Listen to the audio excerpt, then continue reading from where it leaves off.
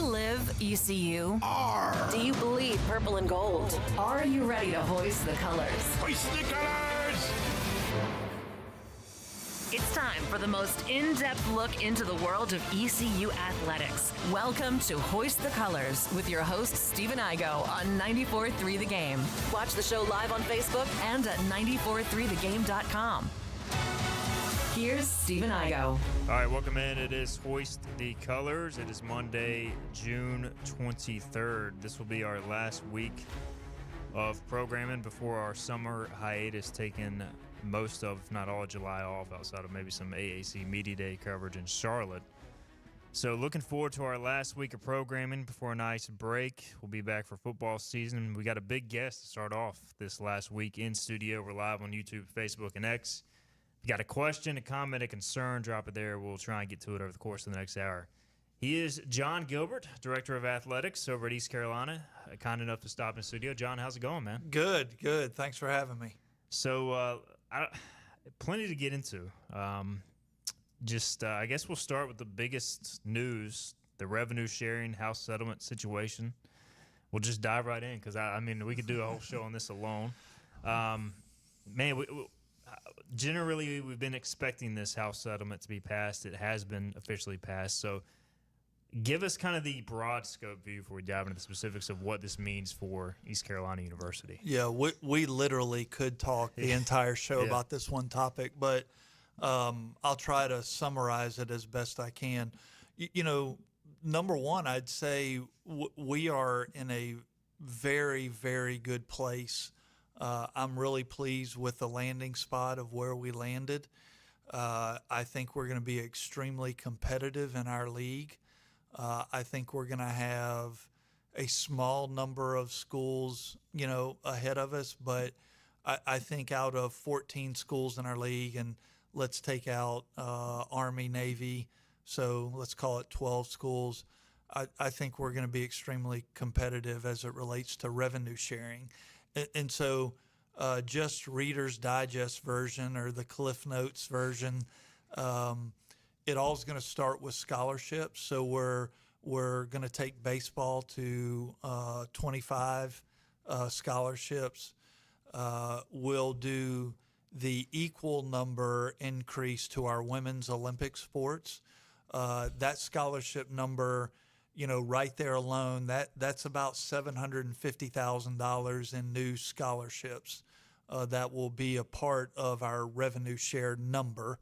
We're going to, in turn, revenue share with football, men's and women's basketball, and baseball will be the four sports we revenue share with.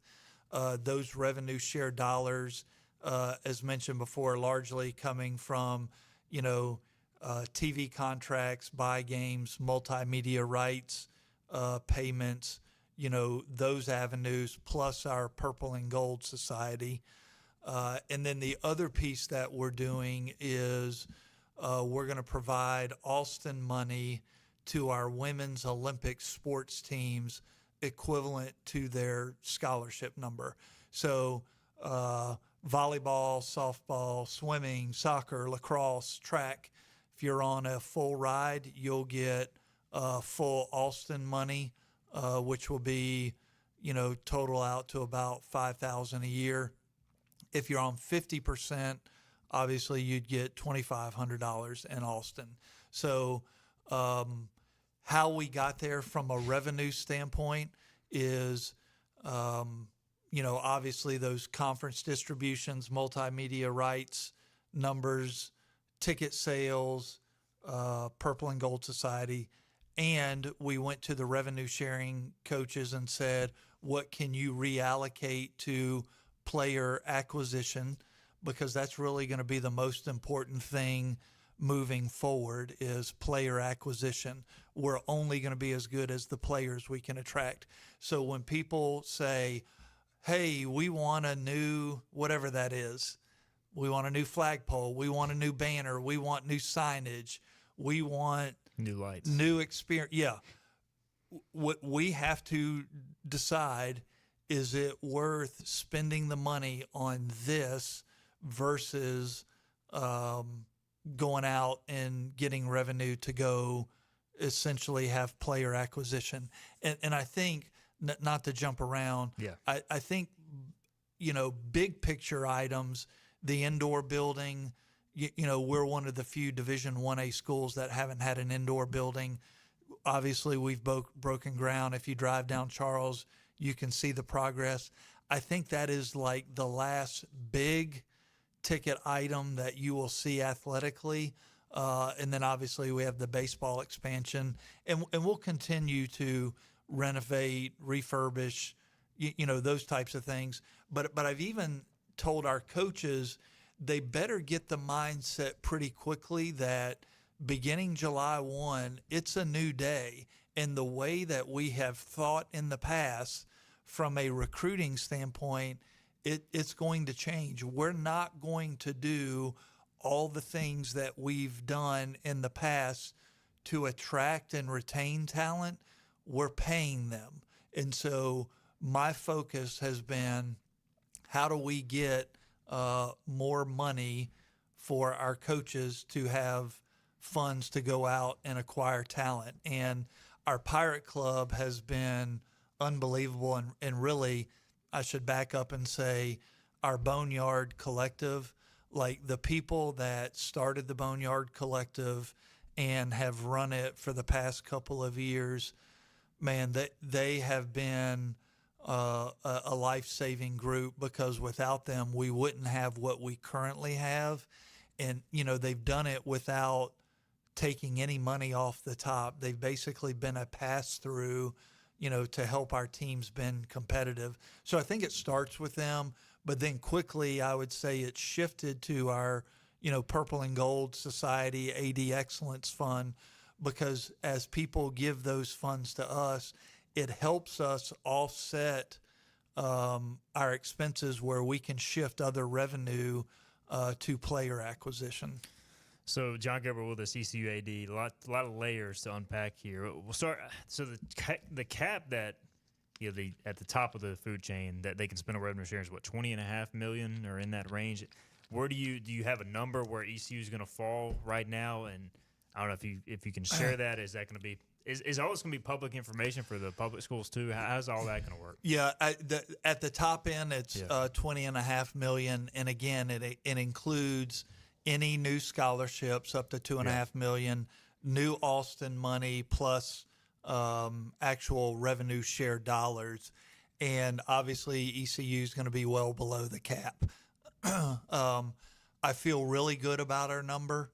I think it's going to be ultra competitive in our league, but I'm not going to share the number at this time because there's real no competitive advantage to sharing the number.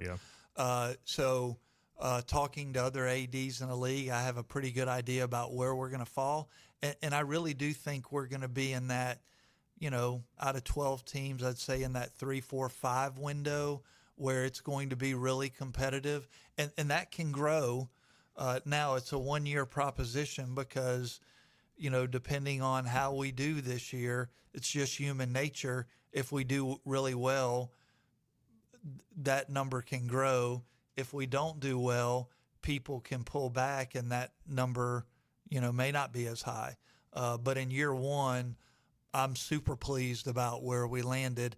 There's no uniform, other than communicating the number to the NCAA where they have what we're doing, unless there becomes new legislation where everybody is openly sharing their number. I just don't see it as a competitive advantage for us.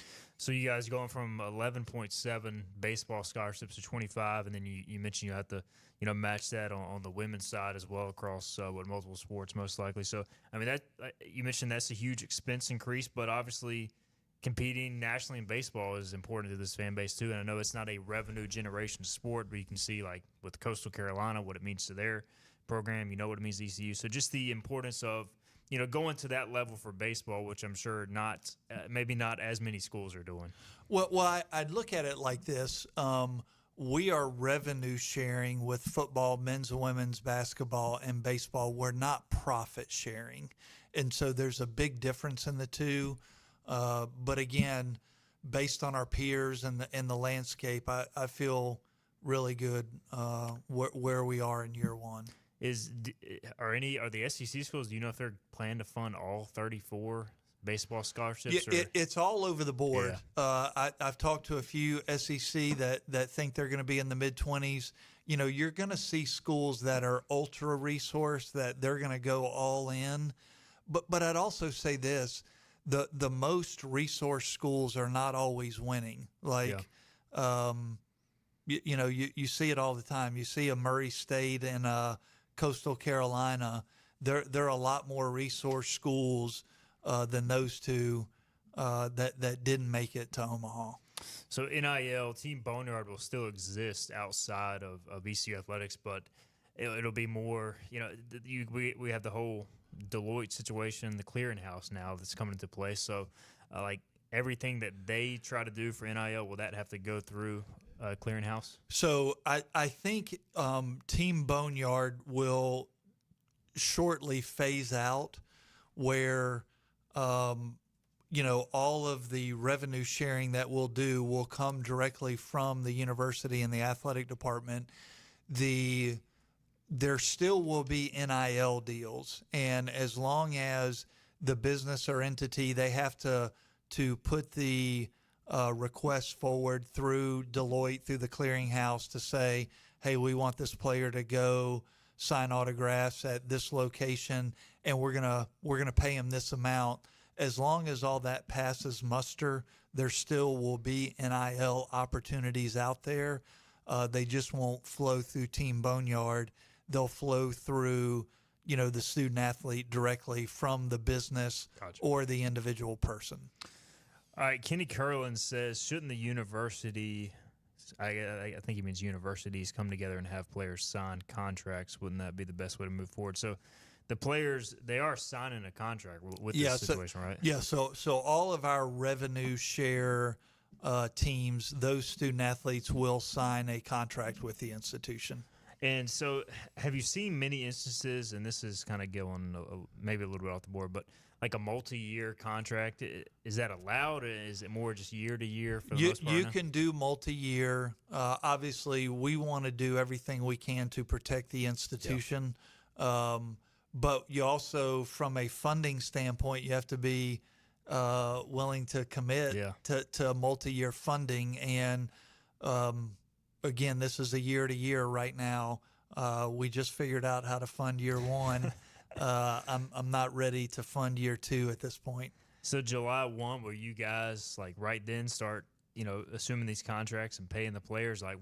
When do you when would the university start? We're going through the process of the player contracts right now. I would anticipate by mid-July we're making our first revenue share payments. It's a crazy, crazy world. Jon Gilbert with us in studio talking rev share and everything that comes along with it. So, you mentioned just all this. How much are you having to talk with you've made a lot of contacts in the industry just to try to get everybody on the same page? I don't know. It feels like there could be a lot of missteps along the way because there's so much unknown, and I'm sure you guys have been preparing for this as a collective, universities and ADs across the country, but it just feels like we're turning over so many new leaves at once. There's a lot to unpack. Well, there's been more change in probably the last 6 months in intercollegiate athletics in the last, 30, 40 years.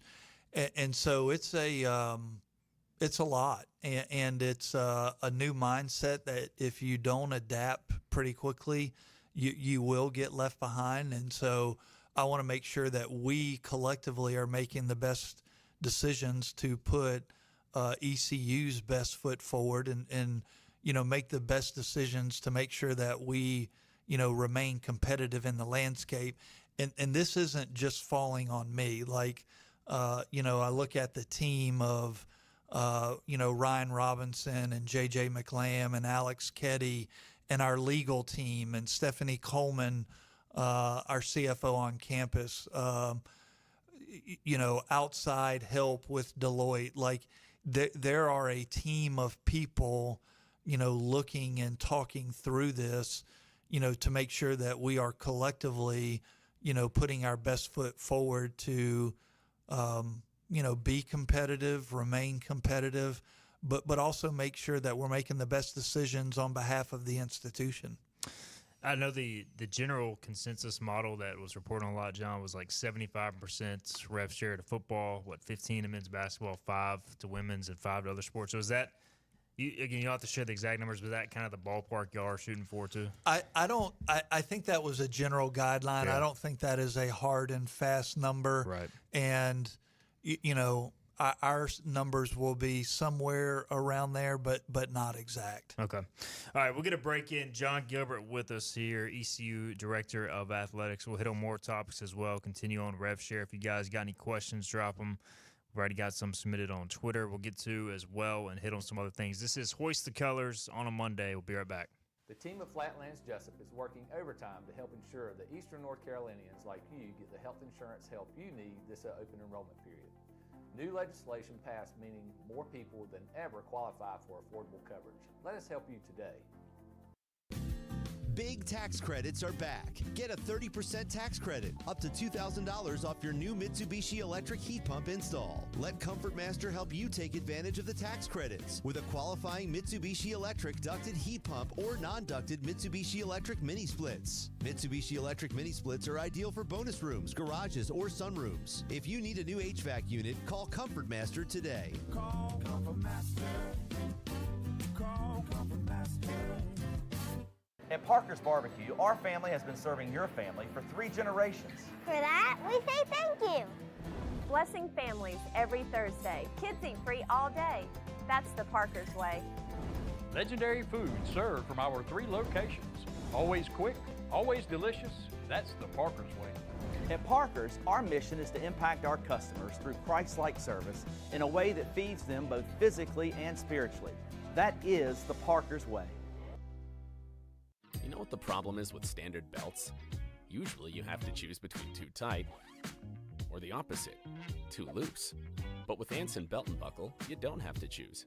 We got rid of the holes and instead have a track system designed for micro adjustability. That way you can enjoy a perfect fit every time. Anson Belt and Buckle. Find your perfect fit today.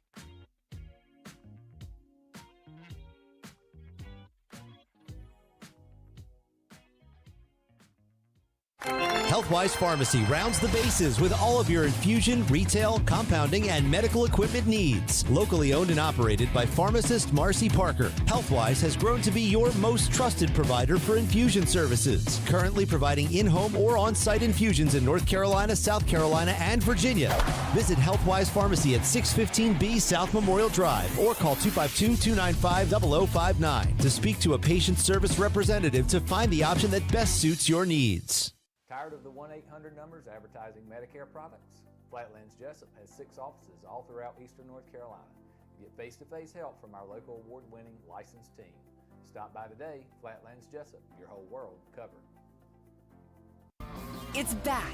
Inner Banks Media presents the #1 outdoor concert series in Greenville. Concert on the Common. The next band to hit the stage at the Greenville Toyota Amphitheater is On the Border, the ultimate Eagles tribute.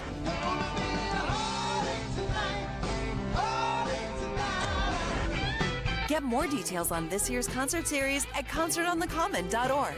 See you June 26th for On the Border. Play here. Arr! This is Hoist the Colors Radio with Stephen Igo. Yes! That was so good! On 94.3, The Game. All right, welcome back in. Hoist the Colors. Monday, June 23rd. We got plenty to talk about with the Director of Athletics, Jon Gilbert. The revenue sharing will soon be live, and we're discussing all that. So I was curious during the break, John. I was asking you, like, all right, let's say we know quarterback is a massive expense for everybody in the NFL, now in college football. Like, if y'all had a star quarterback, let's say a Caden Hauser or whoever, and y'all wanted to pay him a bunch of money to keep him, like, could y'all choose as a athletic department to pay, 5-star players the majority of money? How does that work? How do those decisions work? Yeah, you can do that. Now, obviously, you've got to figure out the funding piece to that. Right. And so, again, we've been really good. We've reallocated dollars where, there may be some services that, some of our sports programs are not using anymore. We're shifting those dollars. The Purple and Gold Society has been unbelievable, our Pirate Club donor base, to help us fund where we can offset those things. So, yeah, from a practical standpoint, when you hear some of the crazy numbers some of these players are making at big schools, could ECU do that if we wanted to? If we had the funding model, we could. Obviously, we've got to work within our means, but also to me, and I can't harp on it enough, it is, do you want this or do you want to better fund your team? Because I kind of look at it in this way. If we better fund our teams and our teams win or are ultra successful, more money will come in. If you go get all these other bells and whistles and you don't win, that other funding, it's not coming. People invest when you have success. And that's why I look at, you look at Corey and Garrett Blackwelder with the matching that they did for both basketball and baseball. Well, they did that because they believe in what's going on in those two programs. They want to help invest to help them get better. And so, man, what a generous act by that family. That they can literally and figuratively change the program, and I think they've done that. And so the more success we can have, the more those opportunities will present themselves. But I really have challenged our staff and our coaches. We can't always do things the way we used to do them, and player acquisition should be priority number one. I was going to bring up the Blackwelders, obviously Garrett, former student athlete at ECU, and I've been getting questions for years now with Grover Gaming, obviously how successful it's been, what kind of what's his investment look like, and obviously he's backing it up. Just I want to highlight that because it does mean so much to you guys in the athletic department. And how do those conversations start? How successful were the matching campaigns, and how much does that allow you to do on the rev share front as well? Well, they were ultra successful, through the matching with the Purple and Gold Society. And what it does is it allows us to shift those dollars to use for player acquisition to offset your operating expenses. So the more that, the more we do that, the larger the pool of funds for player acquisition. And so what the Blackwelders have done has just been a monumental gift and investment, and we would not be where we are today without them. So like when I say I feel really good about where we are in year one, and I think we're going to be really competitive, from a revenue share standpoint in our league, the two of them plus countless Pirate Club donors have helped us get there. All right, so shifting gears again, if anybody has a question on the rev share front, drop it and we'll get to it. All right, so the Adidas contract, again, I don't know how much you can say about this, but I think it expires next summer. Yeah, we have one more year. We've been talking to them for a couple months. We have a very good contract with Adidas. Yeah. If you look at apparel deals nationwide, unless you're at one of the really big autonomy schools, those deals are going down. Like they're just not spending as much money. And when I say the very big autonomy schools, I mean, probably the top 25 or 30 schools. Everyone else other than that are taking a little bit of haircut on their deal. And so we're talking to Adidas, nothing final. They've been very good to us. If you look, I've been at a number of institutions where we've actually flipped, apparel makers. And when you do that, it's about $1 million just to flip, not, right. Not the first year, or apparel within that year. I mean, if you just go from Adidas to another apparel maker, bags and backpacks and, T-shirts and sports bras and socks and, all little things that adds up. Yes. So I would anticipate us remaining with Adidas, based on where the money, the dollars, and the investment will shake out. My guess is that we'll be an Adidas partner, and I've been very pleased with where we are in that regard. This is a little bit random, but the Adidas, they came out with that branding, like the sabers and all that. I thought it was pretty cool. Like, is that something that they own, you guys own? Do you know the answer to that? Well, it's one of our institutional marks, so we choose to use it as much or as little as we do. Gotcha. Okay. All right. ECU basketball. Obviously, we saw that branding on the court. I know so that's getting a refresh. You can't give away the design yet, but that's we're going to give away the design shortly. I think everybody. I think they'll like it. It's a very clean design. The court will be much lighter than what it was. Maybe a script Pirates in the middle. I feel like that was our guest last week on the show. So yeah, the script, you can't beat the script in my opinion. Well, I wanted something lighter, and I wanted a very kind of clean, design that was very ECU. And here, shortly we'll put out what it looks like. But they're sanding the court now, and then we'll actually go into the 2 auxiliary gyms, the men's and women's practice facility, and we'll redo the courts there, and they'll be identical to what Minji's will look like. And so I think people will like the refresh. Pirates on the men's side coming off 19-14 season, most wins in years for Coach Schwartz. And now I know some fans have said, look, the net ranking, the schedule wasn't the strongest.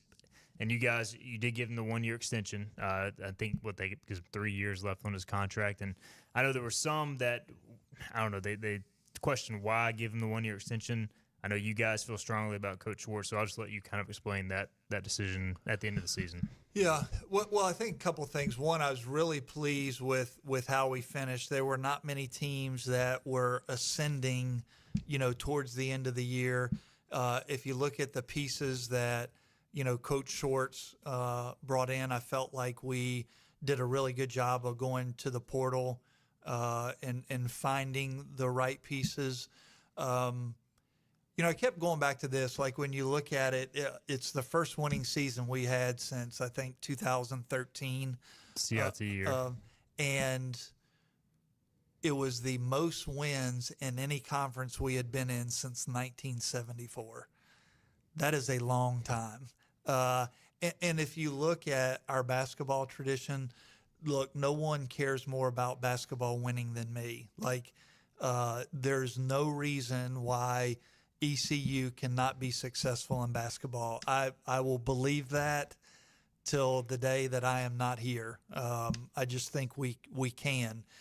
And so when you take how long it's taken to have a winning season, multiple coaches, you look at the number of wins in the league over, I'm probably going to miss one, but, you're talking about Southern Conference, Colonial, Conference USA, American. We're probably independent at one point back in those days. I don't think you can keep moving the barometer of, hey, it was good, but, and I think the other thing that people don't really realize is, Mike Schwartz is a very good basketball coach. Like he was on, a really good Tennessee staff. If you look at this, the recent Tennessee teams, they made the long run with Zakai Ziegler, the point guard. Mike recruited him. Like he's a really good basketball coach. I believe in him. And I think it's important to signal not only to your current coaches that you believe in them when there's success, but I wanted to signal to the basketball world that, hey, winning's important at ECU, and if you come in and you win, you'll have success. And I hear all the chatter about what our basketball schedule was. If you look at our schedule moving forward, we're going to have 2, top teams in North Carolina, Michigan State. We haven't completely released our non-conference schedule, but we're going to have some really competitive matchups that I feel really good about our basketball schedule and moving forward. And even so, we had our conference meetings in St. Pete back in May, and I had a basketball coach from another school come up to me, and they're a good basketball school, and he goes, "Man, I'm really impressed at what y'all are doing." And I said, "What are you talking about?" And he said, I can tell that you all are investing in basketball." And I go, "Well, tell me what you see." And he said, "Well, I see how much you all charter. I see how much you invest in buy games. I see what you all are doing, and I'm impressed by it." And so I want the basketball world to know, hey, when we have success, we're going to invest in it. And I think it's really important to do that for Coach Schwartz and his staff. Going off that, I mean, looking at the schedule that has come out to this point, I mean, there's no doubt you guys will be taking a step up in the non-conference, which I think a lot of fans will be excited about. But you also have to be smart with that because you don't want to go out and schedule 7 bye games and make it really tough on yourself. So what's kind of that balance like with Coach Schwartz, where hey, we want to see our RPI net go up, all that, but also you want to have a chance too? Is that a balance to strike? Well, I think it is, and I think we have to take baby steps. Like, the first winning record in a long time. Like, our basketball history is not good. Like, and that's over countless coaches and ADs. So I want to continue to invest in it to figure out the right sauce where we can continue down this path. But I also look at the baby steps in that. For me, I would love to make the NCAA tournament. I can't imagine this town would shut down and travel to wherever it is, and it would be so awesome. But I want to make sure that we're in the best position, like if we don't make the NCAA tournament, that we do get an invitation to the NIT, because it is still a prestigious tournament that, we haven't been there. Let's get to the NIT. And I want to find the balance from a scheduling standpoint that, excuse me, our, RPI, net, strength of schedule, all those metrics, that we will be one of the teams, if we don't make the tournament, that we can make the NIT, because I think taking a step in postseason is the next step for this basketball program. He is Director of Athletics, Jon Gilbert. We'll get a break in. We'll come back. We'll talk football scheduling, which is always a topic everybody wants to get into. Also, some recent Sun Belt buzz. We'll ask Jon about that, updates on construction, and more of your questions. This is Hoist the Colors on a Monday. We'll be right back. This is about you, your family, and the health of all who live in Eastern North Carolina. This is about the transformation of a health system into something more powerful and more human. About creating new ways to treat disease and keep you well. This is about ECU Health, which is to say, it's really all about you. ECU Health. Minds, hearts, purpose. You have a choice when you invest in insurance, and when you choose First State Insurance Advisors, you're working with people you can trust. Clark Stallings has deep ties in the community. His team, including Keaton Smith, Regina Asby, Phil Leva, Max Joyner Jr., Max Joyner III, and Ginger Smith, provides knowledgeable and professional advice. First State Insurance Advisors is an independent insurance agency. They offer all types of personal insurance as well as various types for business. Call or email First State Insurance Advisors today. We want to be your trusted choice agency.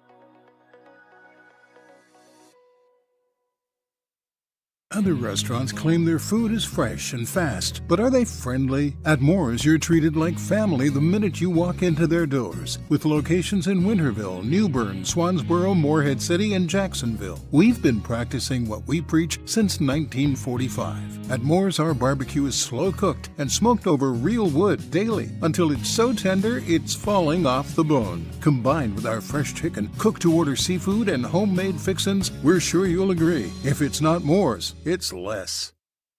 Storm season is approaching. North Carolina weather can damage your roof, and before long, a small leak can turn into a big problem. Your home is one of your biggest investments, so protect it with Wells Home Improvements.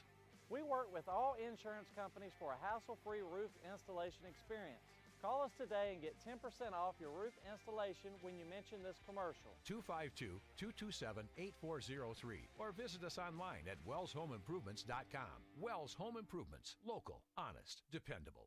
Want fresh, homegrown produce? Then look for Peden's Junior Produce. Peden's Junior Produce, a mobile produce stand, is on Memorial Drive beside Parker's Barbecue in Greenville and open Thursday and Friday 10 to 7, Saturday 8 to 7, and Sunday 11 to 6. Choose from seasonal produce like collards, squash, onions, potatoes, corn, and the list goes on. Support your local farmers and enjoy locally grown produce. To find out what's in season, check out Peden's Junior Produce on Facebook, Instagram, TikTok, and YouTube. Harvesting happiness one crop at a time. We set sail and hoist the colors.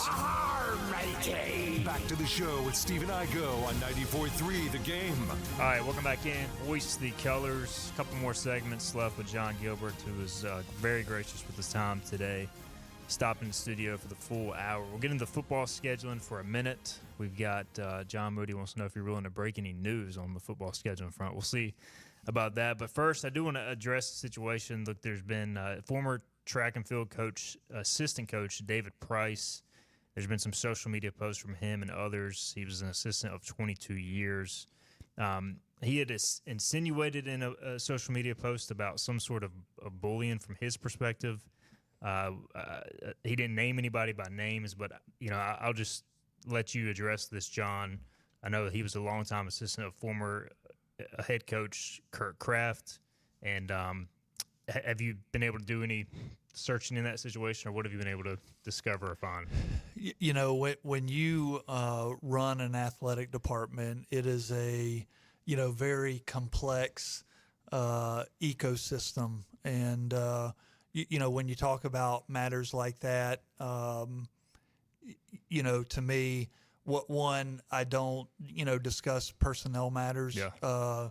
We deal with that internally, but I also look, I have put processes in place, like when we have a multitude of issues. It could be compliance issue, it could be a personnel issue, it could be a funding issue, whatever the risk or issue is. I feel like there are enough checks and balances in place to evaluate that. Not me personally, where I can have, someone that is independent of me, bring information and do a holistic review. And so I don't leave any stone unturned as it relates to, any issue that affects our department. And I'll just leave it at that, I'm aware of things that are said, and we look appropriately. All right, Jon Gilbert with us, Director of Athletics. All right, John Moody says, would John be willing to break any football scheduling news right now for 2026 or 2027? Yes. Oh, we yeah? need a game in 26. If we go back to how we got here, there was a very old contract. I believe it might have been under the Terry Holland era, and it was a home and home with West Virginia. That's right. And back then the buyout language was just not what it is today. So it was like a $300,000 buyout. West Virginia wanted us to move the game out of Greenville, and I just did not feel good about doing that. And so they'll do the buyout, and then we need a game. and so a lot hinges on the SEC. In 26, the SEC, hopefully by the end of the summer, is going to determine. Currently, they play 8 conference games, and they are talking about moving to 9 conference games. And it's a very complex issue with them, and not for me to discuss. But depending on how that plays out, it will open the door for some potential games. But I have talked to a lot of schools. I'd like it to be a P4 game, obviously a guarantee game that will pay. But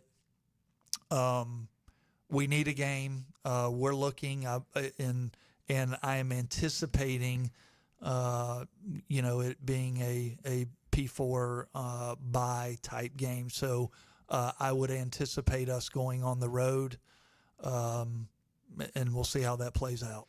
And you guys take on North Carolina Central, App State, and at ODU that year, so it would seem to make some sense there. And I guess at this point you're just waiting for 8 or 9 conference games, which I know a lot of that is tied in with the playoff and all this mess. They keep pushing it back. Well, and there are a lot of SEC schools. There are a few schools outside of the SEC, but a lot of SEC schools that need one game. And so if they stay at 8, it's going to be really fruitful.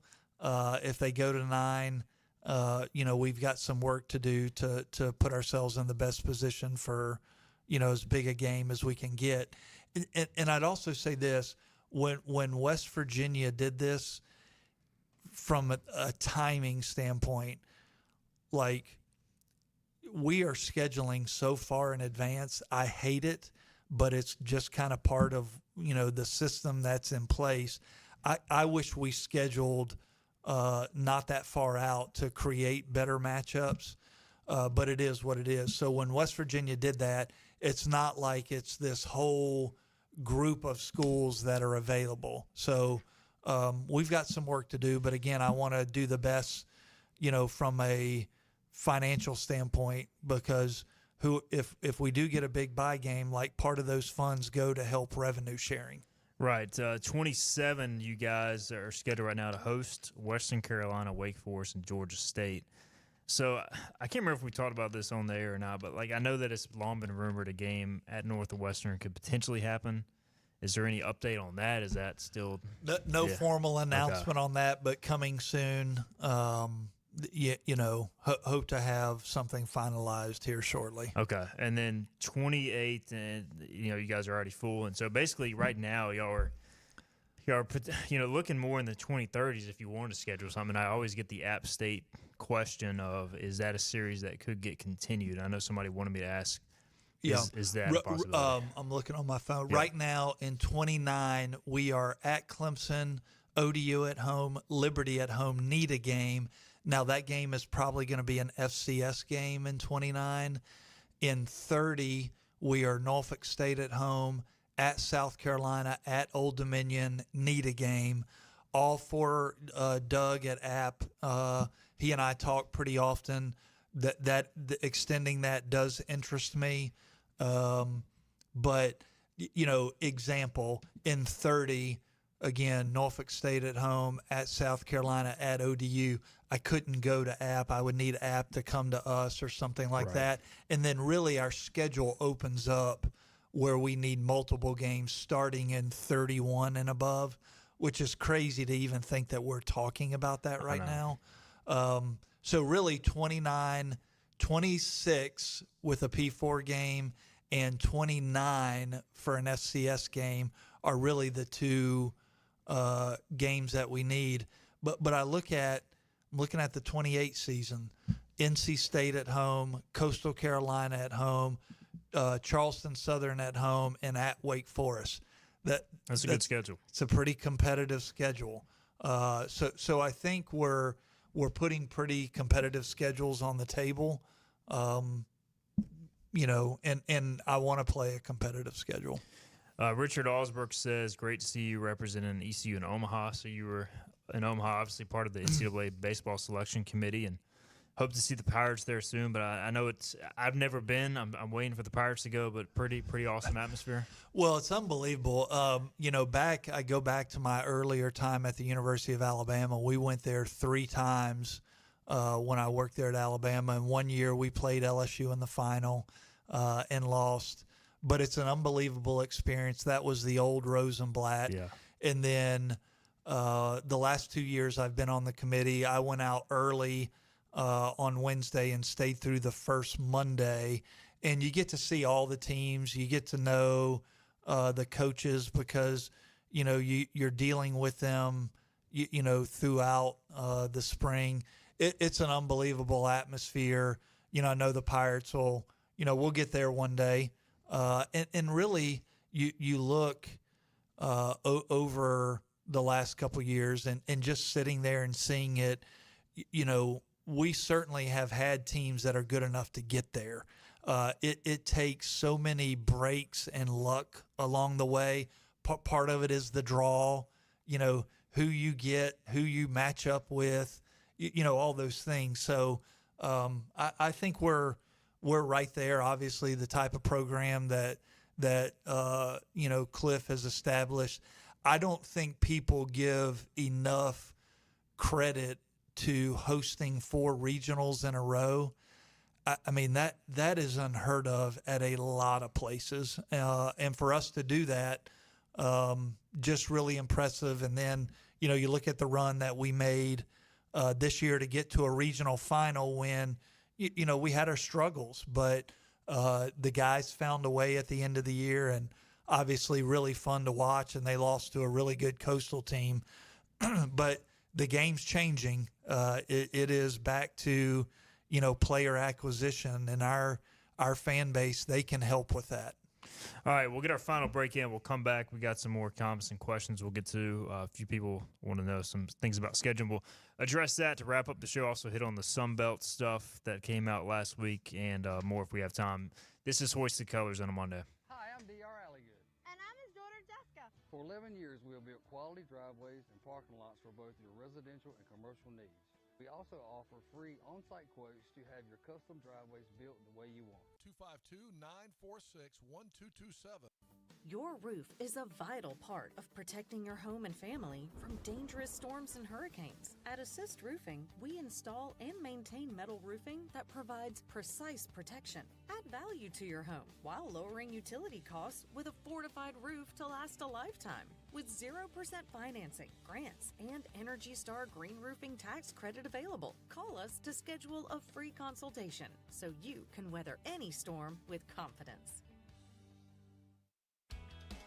Make every day electric on the Kawasaki Electro 20 electric balance bike. Maximize the fun with long run times, impressive top speed, and Kawasaki build quality. Easy adjustability and smooth handling make everyday riding more enjoyable. And the standard MTB type tires provide off-pavement capability. The Kawasaki Electro 20 is the electric balance bike that's built to rip. Go to Ron Ayers Motorsports, Memorial Drive north of the airport, Greenville. Your confidence makes everything look good. You see the world in vivid color, not black and white. Swing through your neighborhood Fantastic Sam's cut in color. And let our experienced stylists take you from everyday to extraordinary. Fantastic Sam's hair salons are locally owned and operated. Our full-service salons are conveniently located in Goldsboro, Kinston, Greenville, New Bern, Jacksonville, and Calabash. Stop in today at Fantastic Sam's, where the possibilities are endless. If you are interested in living longer and living stronger, Eastern Physical and Lifestyle Medicine is accepting new patients for a limited time. Finding a caring physician can be a challenge. Dr. Billy Smith is board certified in physical medicine and lifestyle medicine and has been practicing in the area for many years. Call for an appointment now to Eastern Physical and Lifestyle Medicine, 252-364-1108 in Greenville. That number again is 252-364-1108. Looking for a great deal on a new Nissan? At Greenville Nissan, we've got a great selection of new Nissans for under $30,000. The stylish Nissan Sentra, offering top-notch fuel economy. The Nissan Altima, known for its comfort and technology.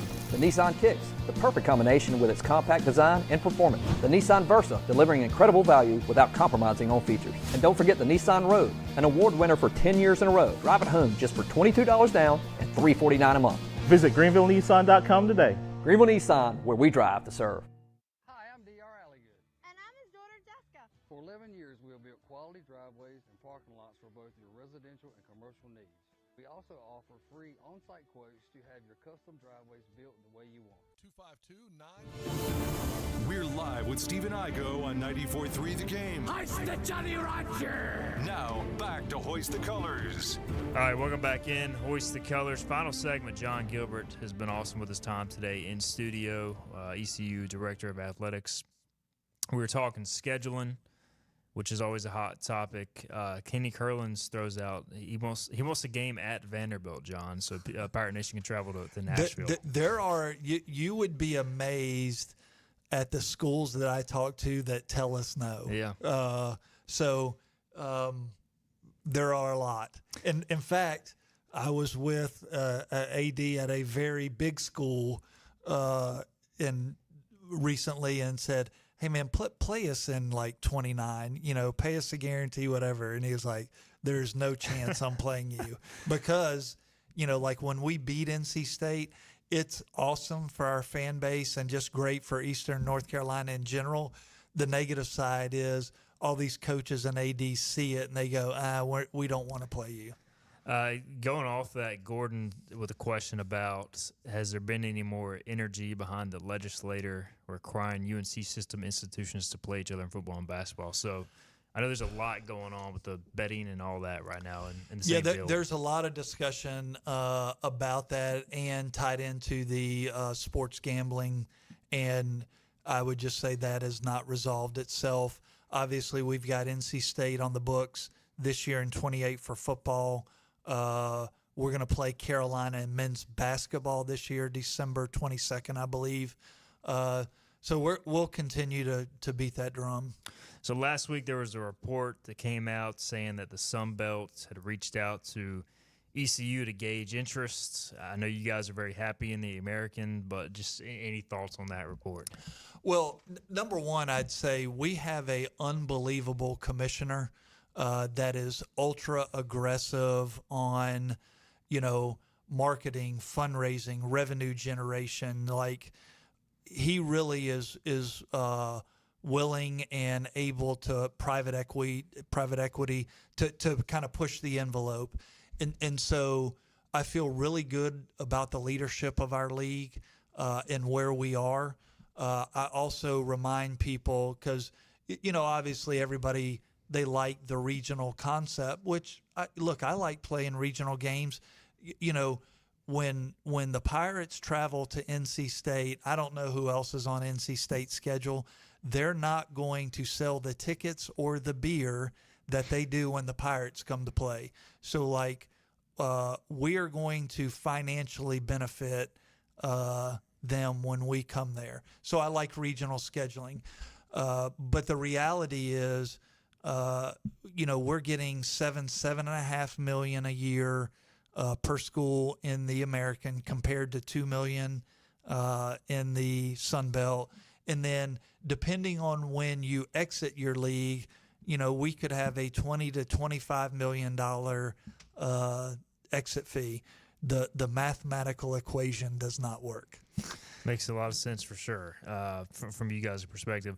All right, construction going on. We got a couple minutes left, but you mentioned earlier. What's the timetable for the indoor practice facility, and also is there a start date for the baseball building? All right, I'm going to hit you on a couple projects we're working on. This will be news to everyone. Okay. Indoor building underway. Feel really good about that. We're mostly doing. There's a lot of dirt work to do. If you go to the end of the auxiliary field to the old tennis courts, there was a big drop off there. So we're running, most of our work now is underground, running fiber, drainage, all those things. You'll start September, October, November, you'll start seeing, Actual movement. Actual, more movement. Baseball project, we'll go to bid this summer. We'll have an official groundbreaking probably sometime in early to mid-September, and then we'll break ground after that and get going. Project will be fully funded. We won't bond anything. Scales is coming down right now. We are going to add AstroTurf there where Scales is, plus a kind of a awning system there where we're going to use that for social functions. I think it's going to be a really nice space that we will use. We've got the Varner golf facility that we've done all the green work at Ironwood practice facility work. Now we're pretty close on, I would say by early fall, we'll break ground on the clubhouse. It's going to be a really nice clubhouse structure out there. So a lot of things going on. Again, projects that are fully funded. We're not bonding or putting the university or the athletic department in debt. I really feel really good about that. If you go back and look at the Rogers weight room, same thing. We're paying for what we're putting up, and whoever the next person is after me is not going to inherit a lot of debt. They'll owe you something, that's for sure. Jon Gilbert has been awesome. But we're out of time on this Monday. Jon, this has been great, man. Fantastic updates across the board. I'm sure we could go for another hour, but hey, you got to go eat some lunch or do something like that. So I appreciate it, man, as always. Thanks for having me. Go Pirates. Absolutely. Jon Gilbert, very gracious, hanging out for the full hour. If you had any questions that we couldn't get to on the air, I know there were a couple. I'll try to address those off the air. But appreciate you guys for tuning in. Awesome stuff on this Monday. We'll be back Tuesday, 12 noon, with another edition of Hoist the Colors. We will see you then.